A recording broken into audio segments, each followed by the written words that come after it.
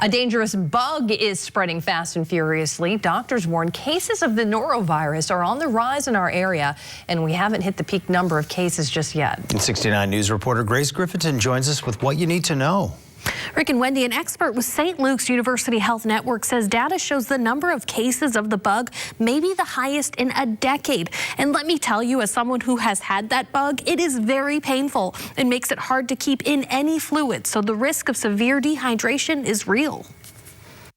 Nobody wants to get sick, but you definitely don't want to get hit with the norovirus. It hits like a ton of bricks, literally very fulminantly. 1 second, you feel healthy. An hour later, you suddenly come down with tremendous amounts of vomiting associated with diarrhea, muscle aches, abdominal cramping, and this feeling of total fatigue and weakness. Dr. Jeffrey Jerry, an infectious disease specialist, says it's also known as the winter vomiting disease, the cruise ship virus, or the stomach flu.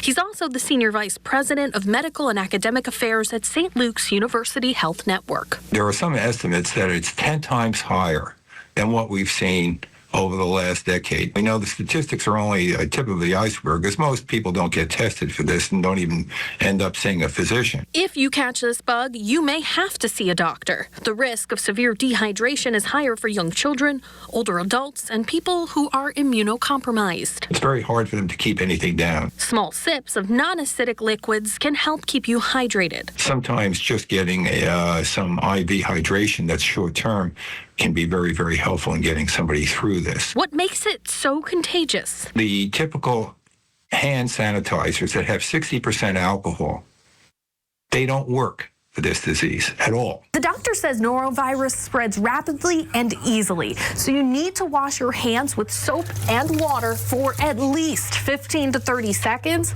and you should wipe down any surface that a sick person has touched with chlorinated bleach. What I advise people to do also is, if they have this, is to use a nail brush after they go to the bathroom, because there can be particles that can be embedded underneath the nail.